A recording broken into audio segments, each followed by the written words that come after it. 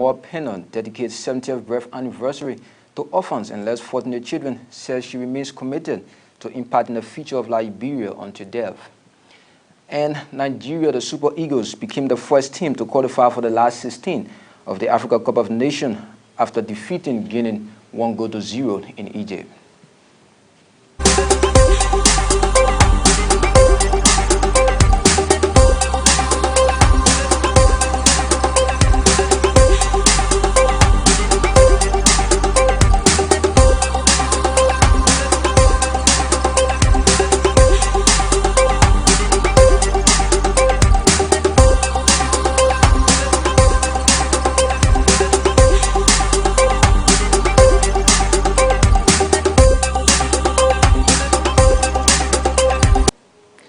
We begin with the International Day Against Drug Abuse and Illicit Trafficking. Liberia today joined the world in observance of International Day Against Drug Abuse and Illicit Trafficking. The day is observed every year after the United Nations General Assembly passed a resolution on December 7, 1987 as an expression of its determination and strengthened action and cooperation to achieve the goal of an international society free of drug abuse. Health for Justice, Justice for Health is the global theme for this year's celebration. Speaking at the program marking the observance of the day in Liberia, former President of Liberia Vice President Jada Griffith said the majority of young people in Liberia are being consumed by drugs because of a weak drug law and the protection of some drug traffickers. He added that until those who bring drugs into the country can be arrested, prosecuted, and jailed, the fight against drug abuse will not succeed. Today, our society is porous and is being eaten up gradually by harmful substances such as drugs. Today, our young generation, you, our students here, and other vulnerable youths are being consumed by drugs simply because of a weak drug law. How do countries like ours render justice to a nation that is being consumed by drugs? How do we ensure that our nation remains healthy? These answers are contained within this statement. In our society today, justice is not being served to people who are being made victims of drugs addiction by some of the most powerful people in the society.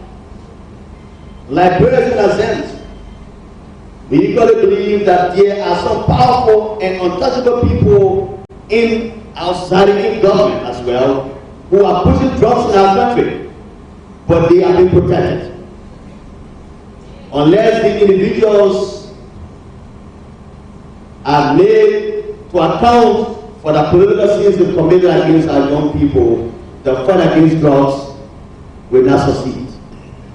Our society will never get healthy, and justice will never be served to poor drug users until those who bring these harmful substances are made to account, arrested, prosecuted, and jailed. Well, Mr. Griffith also used the occasion to call on the national legislature to pass a strong drug law that will make drug trafficking and abuse a non-bailable offense in the country. Again, I recommend that a strong drug law is passed by the legislature to make drug trafficking and abuse non-bailable.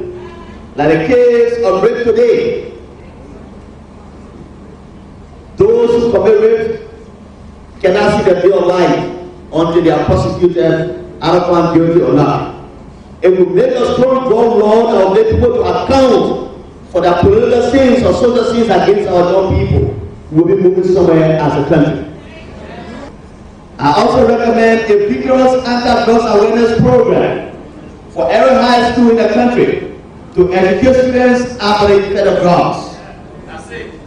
And I also want to recommend that the Liberian government set up a center where young people can be who are involved in active drug taking can go there for rehabilitation. That with the proliferation of drugs in the society, there needs to be an increased budgetary allocation by central government to combat this menace. Also speaking at the program, Deputy Inspector for Operations at the Liberia National Police, Mervyn Saka, said the Liberia Drug Enforcement Agency needs more logistical support in order to combat illicit drugs in the country or risk losing the fight against illicit drugs trafficking. We have to do everything we can as a nation to make sure we combat the proliferation of illicit drugs in this country. If we don't do the best and provide every logistic or resources that we have the DA, trust me, 10 years from now, we will be in a serious national security situation. I'm very serious. Because the crimes that are being committed to take the drugs that are being used by those criminals. So it's something needs to be done. And to the youth, leave from here, go to your community and serve as an ambassador. I used to tell the officer of the LDA when I was the director of operation, do not just arrest the drug users because they are victims of drugs. We need the head, those major traffickers. Because if we will arrest them, detain them, we should be able to have a rehabilitation system where we can send them, where they can go through that process, where they are rehabilitated. And at least after that has been done, we can send them out to Ministry of Human Resources where they can go to technical and vocational school, acquire necessary technical training, that they can come back into society and earn something where they will deserve for getting involved in criminal activities. Meanwhile, local organization Mother of Light Liberia that observed the day has been explaining more about how one can become a drug addict and how it can be treated. Said it marks is a social worker at the organization. You probably already know that you can become addicted to tobacco, alcohol, and illegal drugs. But even prescription drugs can be addictive when not taken as directed, or even when medication not prescribed for you. What makes you more likely to become addicted could be many factors. It depends on many factors. You could have a family member who has a drug problem, or had a drug problem, using drugs at a young age, or having mental health problems like depression, or hanging around people who use drugs. All of these are contributing factors that put you at risk. We believe drug-free is the way to go. And the provision of treatment options or rehabilitation programs for loved ones to recover from the scourges of the addiction disease is best practice. As we reflect on this year's theme, Health for Justice, Justice for Health, the need to provide comprehensive treatment package for addicted individuals cannot be overemphasized. Prisons, jailhouses would fuel and escalate the problem of drug addiction in our country. For us, if you become addicted, you can be treated, you can be recovered, you can recover. There is hope. To this development now, over 10 college students from several universities in Liberia are expected to benefit from the Lone Star MTN Yellow Internship Scholarship. The scholarship, according to its Human Resource Manager Samuel Duan, is geared towards making students with GPA of 3.5 upward in the areas of engineering, financial management, and marketing responsive to the job market. He spoke during the launch of the program in Fendale.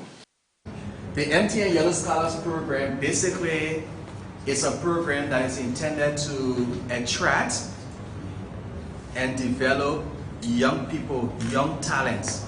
So to attract means we see you, we draw you closer to us, then we develop you, and we give you the right skills and the platform to advance your career. So this program is basically intended to attract young people, young talents to MTN, develop you, and give you the platform so that you can grow in your career. The program has two major components.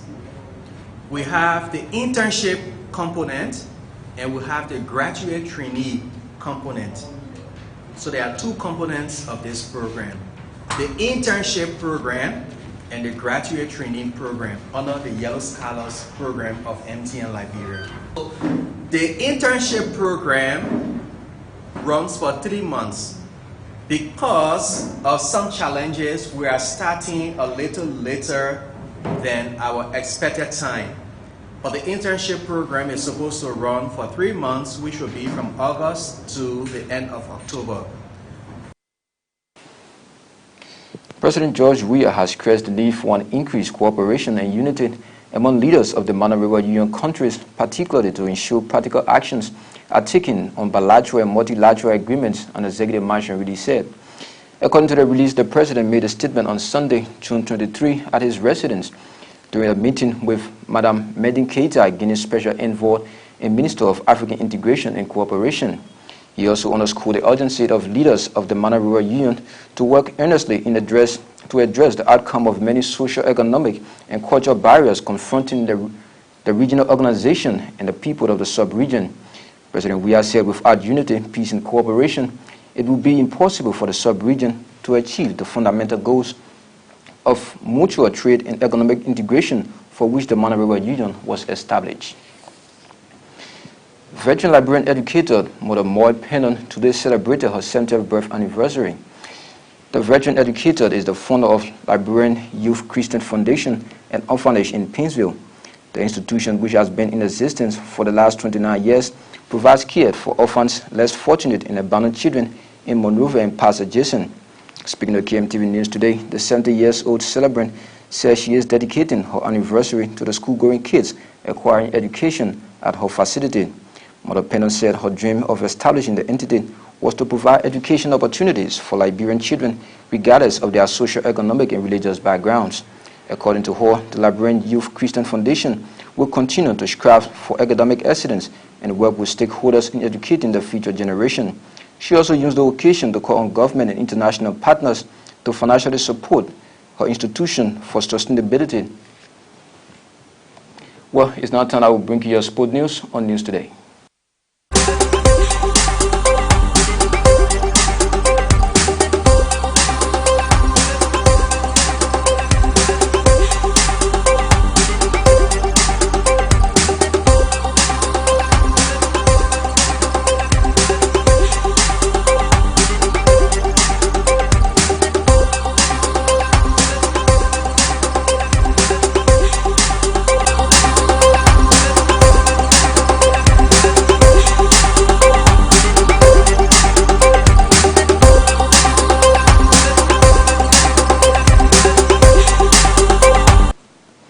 Welcome to sports. We begin with the Liberia Football Association First Division National League, where Jubilee FC have been relegated to the second division following their 3-2 loss against FC Fascia at the Bluefield in the PHP community. Jubilee finished in the 10th position with 17 points out of 22 games. Jubilee joined Ketris FC Fascia that were earlier relegated to the second division after finishing in the 11th and 12th places respectively. And still with Liberian sports, Liberia's Madisha-based Cracker Pass Sherman scored a late goal on yesterday to rescue his star, that's his side, PKNS FC in a 2-2 draw against PKNP in the Malaysian Super League. The goal was Sherman's 11th in the league after making him the top goal scorer in the Malaysian Super League. He has so far scored 12 goals out of 12 leaders. That's 11 goals out of 12 league appearances since the start of the league season. And away from Liberia, Nigeria became the first team to qualify for the last 16 of the Africa Cup of Nations after beating Guinea 1-0. That's a lone goal from Kenneth Umaru in the 73rd minute was enough for the three-time winners to secure all 3 points against their West African counterparts. The Super Eagles now have 6 points from their 2 games after a 1-0 win against Burundi in their first match on Saturday. The Super Eagles top the group with 6 points out of 2 games. In other results, Uganda and Zimbabwe settled to a 1-1 draw in Group A. Uganda are top of the group with 4 points out of 2 games, while Zimbabwe are in the 3rd position. Later this evening, host Egypt will go against DR Congo in the late kickoff. Well, those were the latest from our news center, but before we go, a recap of our headlines.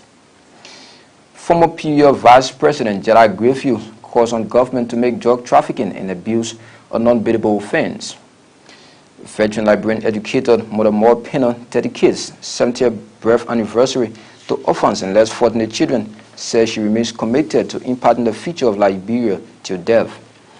And away from Liberia, Nigeria became the first team to qualify for the last 16 of the Africa Cup of Nations after defeating Guinea by a 0-0.